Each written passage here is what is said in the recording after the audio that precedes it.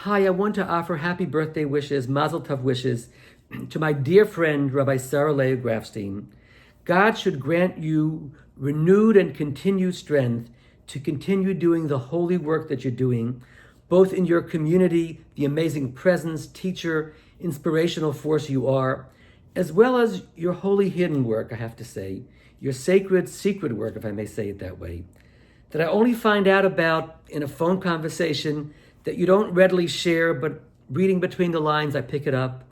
And it's been for decades that I've been awed and inspired by the amazing source of support you are for people in so many different ways and parts of their lives. And that includes souls that are no longer with us, and it includes souls that need the life force. And you've been there as such an amazing source. God should give you the strength, the wisdom, the spiritual know-how to continue this essential holy work, as well as guiding your community. And it figures that you would ask me to share a story that has some secret components to it, hidden, unknown components to it. One of them is that the story is in a significant way about the wife of the Seer of Lublin. The story is told by Rabbi Shlomo Carlebach, but he does not share her name, so we don't know who the Rebbetzin is. And you asked me to do some research, and I learned that in the early period of his life, when this story takes place, he had two wives. His first one, sadly enough, passed away after him being married to her for a short time, and her name was Tehila Shprinza. And the other one, Bela, passed away, I think, about a decade after he married her.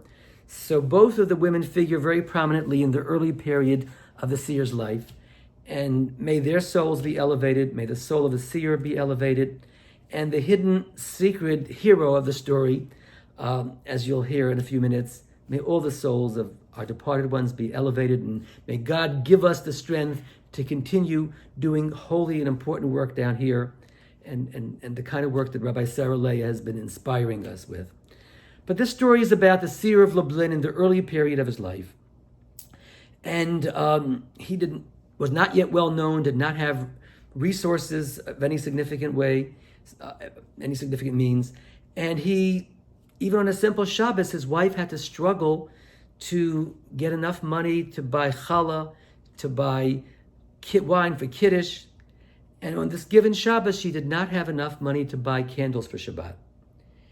And as it got later in the day, she was getting concerned, and I guess the sun was beginning to set, and she walked out of her house and was looking for someone to get 2 pennies from. And from a distance, she hears horses galloping, and she moves into the street, so to speak, and she sees a man approaching her in horse and wagon, dressed in his finest, so to speak. It looks like he's out Saturday night, about to go partying, and she waves her hand and flags him down. And he pulls over and says, "What can I do for you?" And she said, "Would you be kind enough to give me, I need 2 pennies, 2 kopikas, to have candles for Shabbat." And he says, "Sure, my privilege." And he gives her 2 pennies. And she looks at him and says, "I bless you that you should have the light of Shabbos shine within you your whole life." And he says, "Thank you very much." And he just takes off.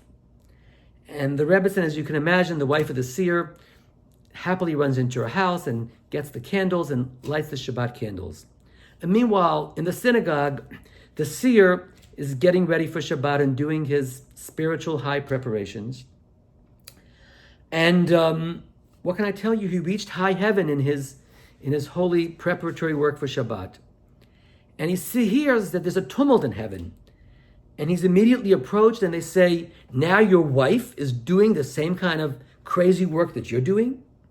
Do you know what your wife just did? She took the lowest lowlife in town, and she blessed him that the light of Shabbos should shine on him. And look where he's off to right now. He's off to," they show him a little vision, a little video of where this man is off to. And they said, "This is who your wife is blessing in a way that he's so violative of Shabbat?" And the seer turns to the heavenly messenger, so to speak, and says to them, "Let me ask you, can you for 2 minutes allow my wife's blessing to enter into his soul? And let's see what happens." And as this man is galloping away, he gets this vision, this hit, this inspiration, the light of Shabbat, and I wonder what that means. He says, I really wonder what I just contributed to. And he makes a U-turn and he heads back to the corner, to the house where the woman who flagged him down a few minutes ago stood out, and he pulls right up in front of the house and he walks in and he says to her, I came to see my 2 candles. I came to see what the light of Shabbos looks like. And the story is that he never left. And the story is that he became one of the closest disciples of the Seer of Lublin, to the point where he became one of his most significant successors, but we do not know his name because we don't want to embarrass a soul and say that this great Rebbe, this great master, had his humble start as the playboy of Lublin, so to speak. And this is the kind of holy hidden work of taking people who are not connected and inspiring them and opening ways and shining light into them that Rabbi Saraleya is engaged in constantly. And I bless you, Rabbi Saraleya. God should give you the strength to continue finding hidden holy gems and giving them the right support, the right shining light, and the light of Shabbos. And I bless you all with a powerful light of Shabbos shining into you, and to carry it with you when you leave your spiritual gathering with Reb Saraleya, to carry it with you throughout Shabbos, and to carry it with you every day. And thank you so much, Rabbi Saraleya, for being such an inspirational source. Shabbat Shalom to all of you.